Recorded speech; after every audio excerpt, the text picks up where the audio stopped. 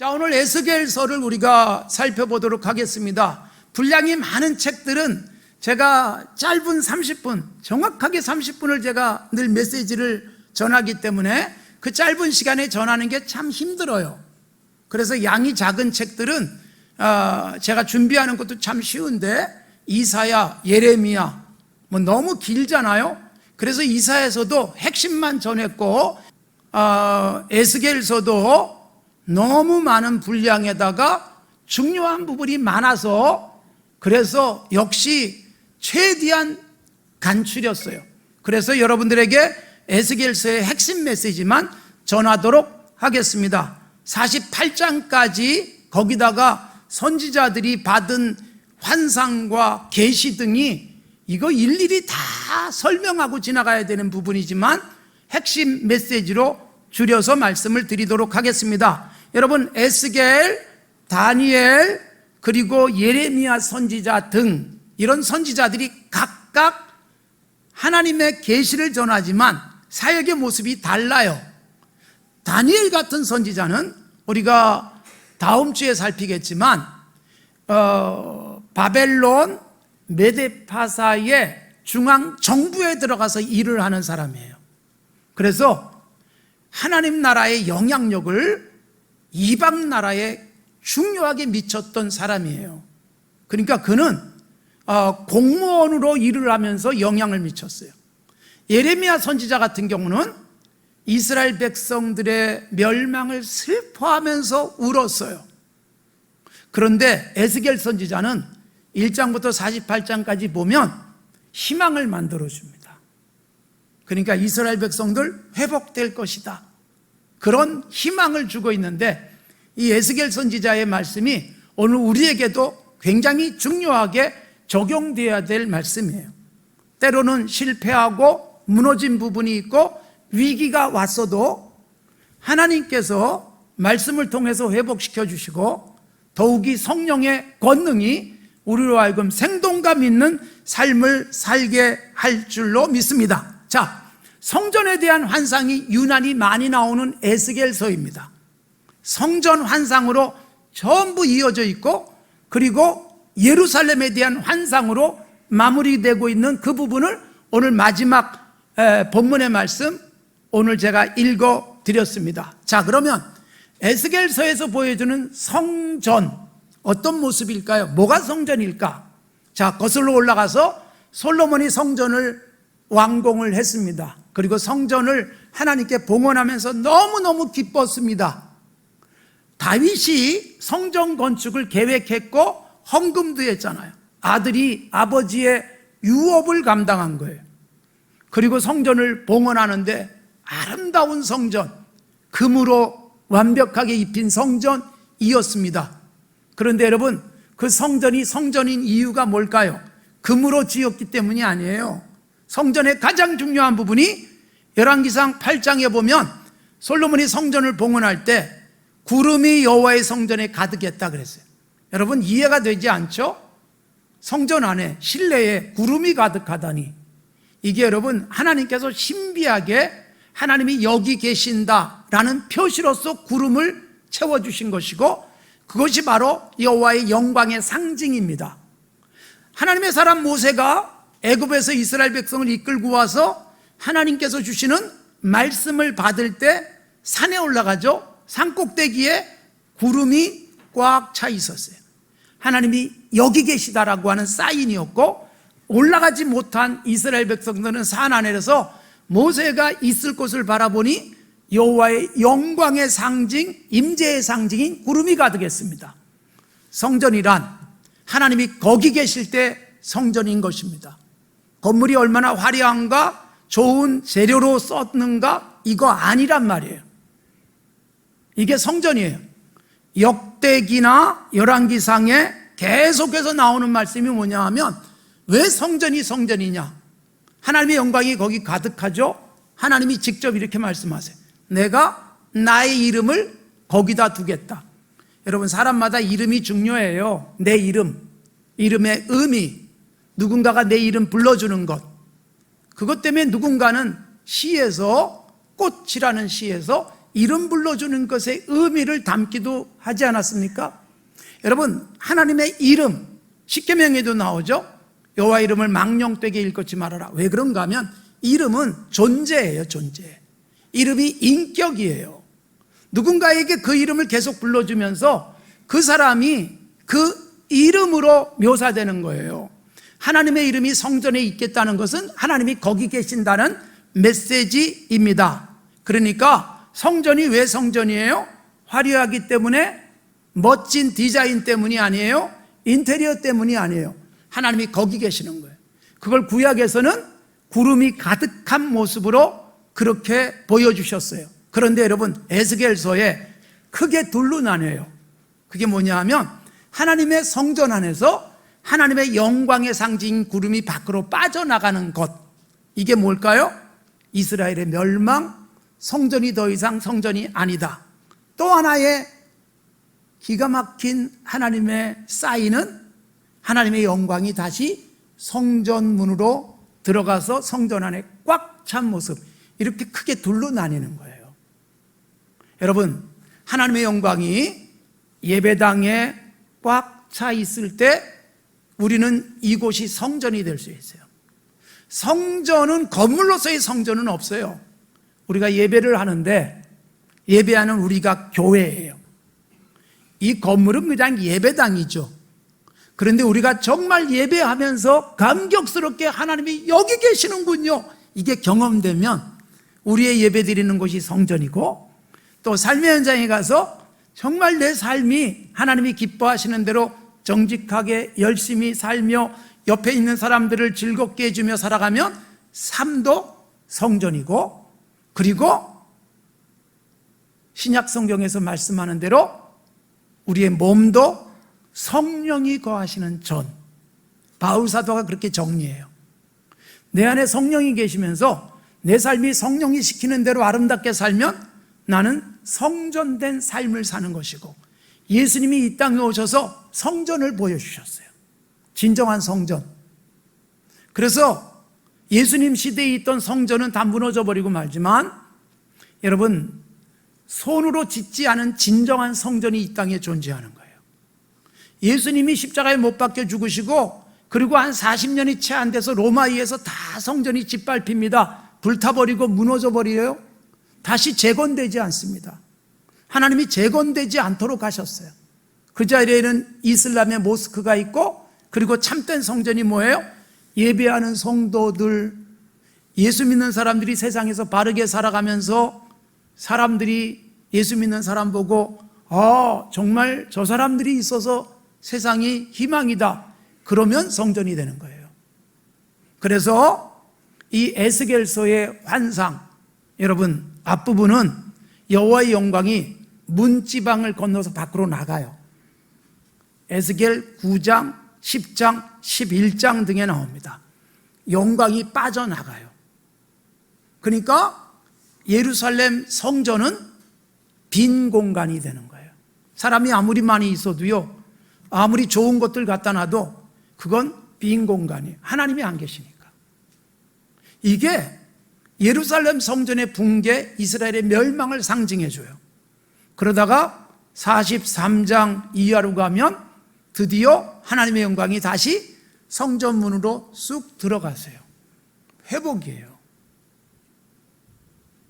여러분, 우리의 삶에 하나님이 여기 계신다라는 느낌이 강하고, 옆에 있는 사람들이 당신 정말 하나님이 함께하는 사람이군요 라고 감동받을 수 있을 때 우리는 성전이에요.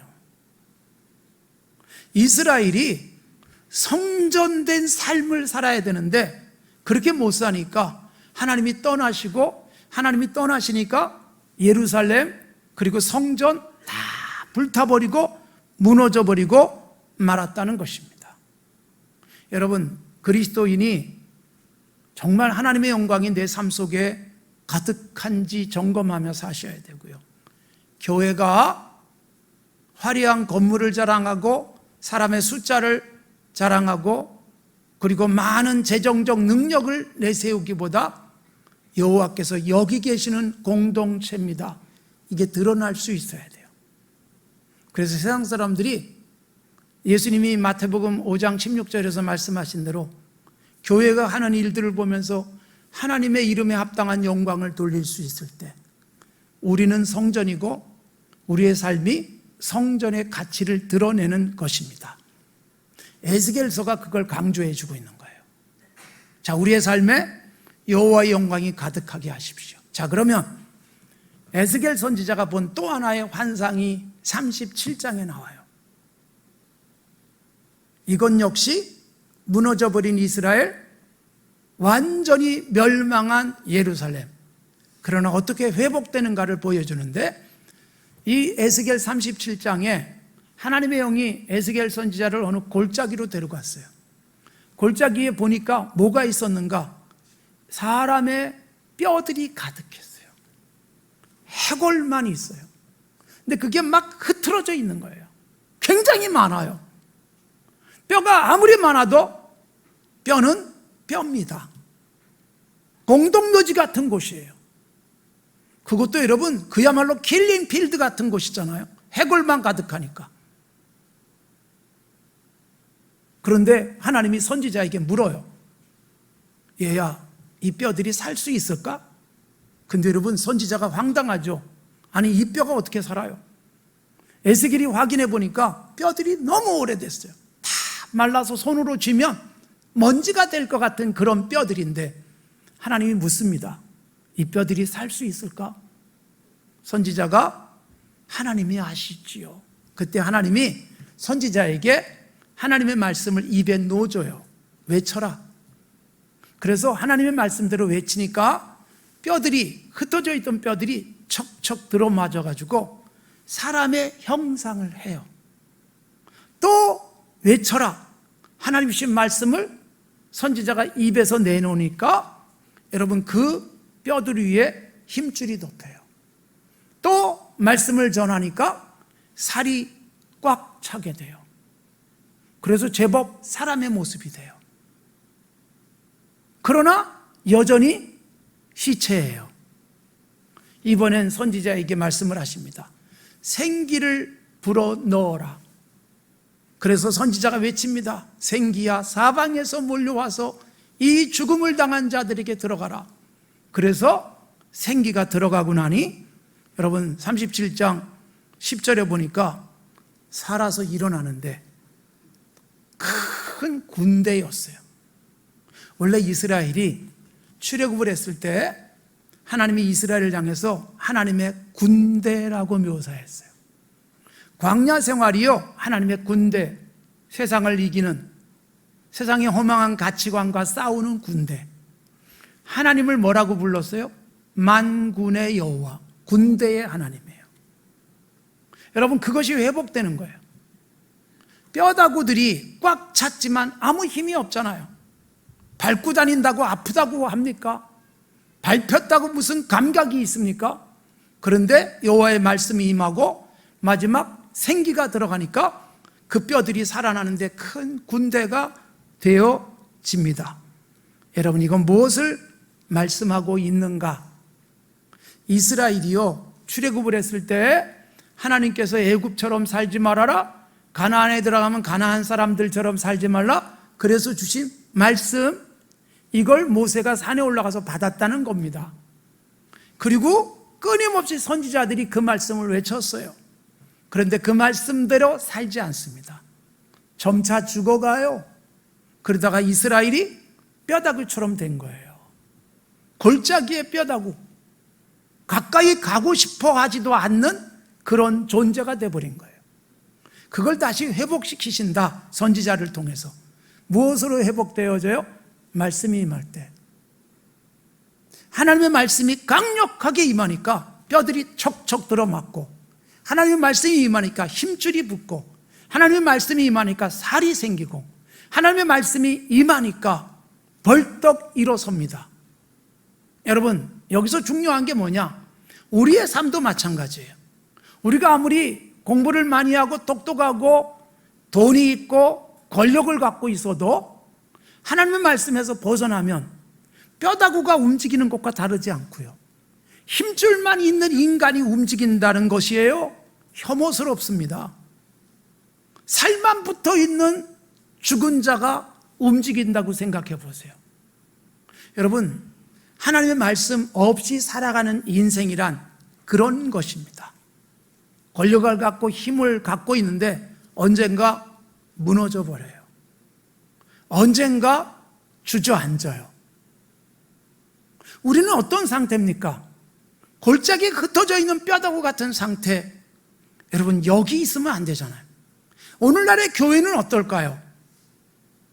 교회와 그리스도인들이 뼈다구 같은 모습, 때로는 그냥 사람의 모습은 갖추고 있지만 뼈에 불과한 상태. 여러분, 에스겔서를 통해서 우리에게 보여주는 게 뭐냐 하면, 우리가 아무리 힘이 있고 우리가 아무리 뭔가를 많이 갖고 있고 그래서 내 인생은 이걸로 충분해 라고 생각해도 하나님이 보실 때는 뼈다구 같기도 하고 힘줄이 겨우 붙어있는 모습일 수도 있고요, 살만 붙어있는 모습일 수도 있고요, 내 것밖에 챙기지 못하는 인간의 이기적 욕망으로 꽉 찬 하나님 나라하고는 상관없는 모습일 수도 있고, 교회조차도 하나님의 나라가 아닐 수 있어요. 교회인데, 교회라는 이름이 붙어 있는데 생기가 없을 수 있어요. 생기를 불어넣어야 비로소 교회요 그리스도인입니다. 그래서 여러분, 생기가 들어간 이 뼈다구들이 군대가 돼서 일어서듯 예수 믿는 사람들이 이 시대에 하나님의 군대로서 세상을 극복하고 뛰어넘는 거예요. 여러분, 그 군대가 되지 않았기 때문에 예수 믿지만 세상 속에 나가면 세상 앞에 무릎 꿇고 비굴한 모습으로 세상과 타협하고 그리스도인다운 모습은 전혀 찾아보기 어렵고, 성경적 가치관은 그냥 성경책 속에 집어넣어 버렸고, 인생의 삶의 현장에서 구체적으로 적용되지 않는 모습은 죽은 것과 다름이 없는 거예요. 에스겔 선지자가 그걸 우리에게 보여주는 거예요. 진정한 교회, 여러분 규모도 작고 사람도 많이 모이지 않는데 그 동네에서 교회를 향해서 환호해요. 야, 저런 교회가 진짜 교회라고 세상 사람들이 찬송을 해요. 그게 정말 생기가 들어가 있는 건강한 교회고, 그런 교회들은 제가 여러분들에게 끊임없이 소개해드리고 있습니다. 사랑하는 성도 여러분, 우리 교회가 그런 생명력을 가져야 되지 않겠어요? 사랑하는 성도 여러분, 내가 세상에서 자랑할 게 뭘까요? 돈 가지고 자랑해서 누가 이길까요?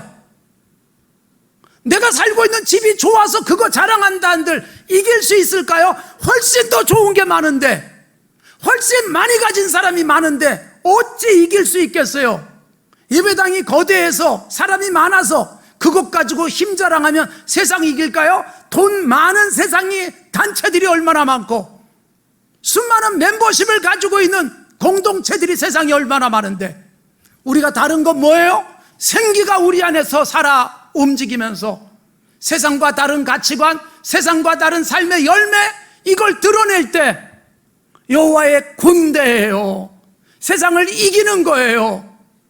그래서 여러분, 여호와의 군대로 살아가던 예수 믿는 사람들이 네로 황제에 의해서 심각한 핍박이 시작되어졌지만, 예수님 떠나시고 30년 정도 지나서 그런 일이 일어났지만 목숨 걸고 신앙을 지키고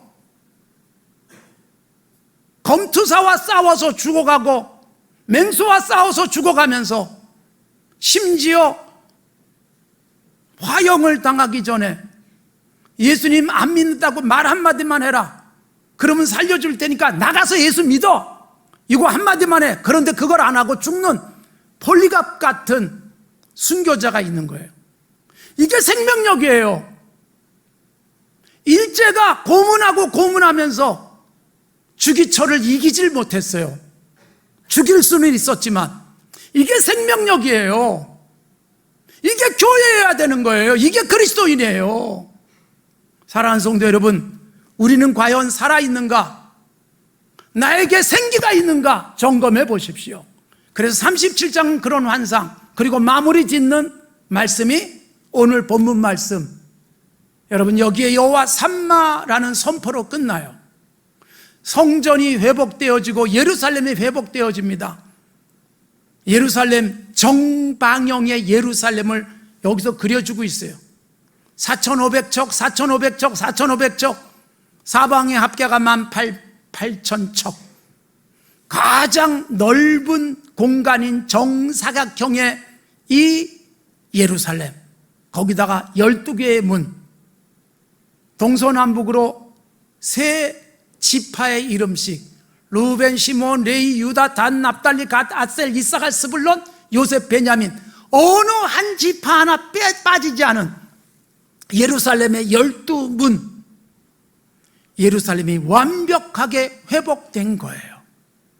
그리고 이날 이후로 그 성읍의 이름은 예루살렘도 아니에요. 여호와 삼마라 하리라 라고 끝나는데, 여호와 삼마가 풋노트에 붙어 있습니다.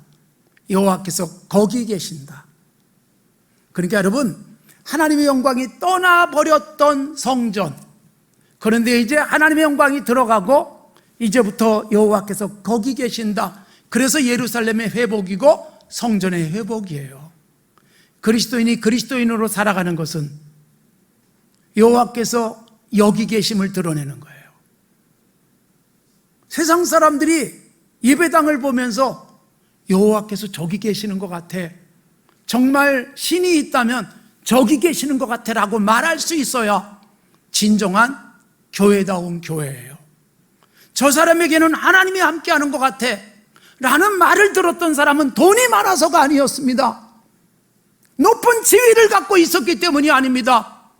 도무지 세상에 이길 수 없는 최고의 경쟁력을 가지고 있기 때문에 교회를 수없이 드나들지만 아무리 봐도 저 사람이 하나님을 믿는 사람일까 싶은 모습, 이게 예루살렘이었고 이스라엘이었기에 멸망한 거예요.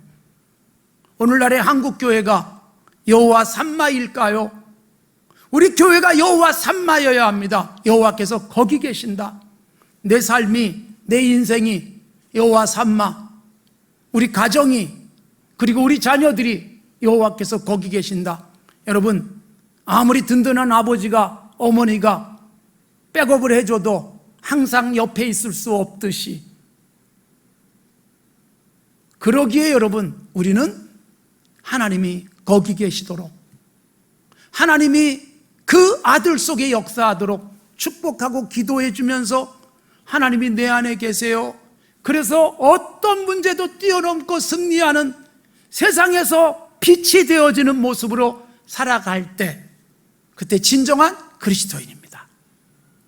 사랑하는 성도 여러분, 우리의 교회가 여호와께서 여기 계시다. 그래서 이사야 선지자가 예언했고 마태가 1장 23절에서 예수님의 탄생 임마누엘, 하나님이 우리와 함께 계시다. 예수님이 교회를 말씀하시면서 마태복음 18장 20절에서 두세 사람이 내 이름으로 모이면 나도 거기 있다, 나도 거기 있다.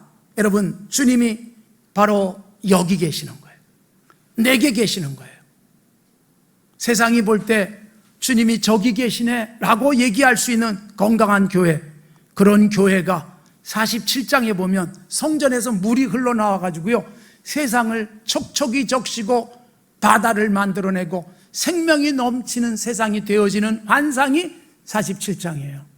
우리 교회가 온갖 주님이 기뻐하시는 일들을 통해서 세상을 촉촉하게 적시고 수많은 사람들이 갈증이 사라질 수 있는 기쁨이 가득한 세상을 만들어가는 것, 그게 여호와께서 여기 계실 때 나타나는 교회의 모습입니다. 여호와 삼마, 여호와께서 거기 계신다.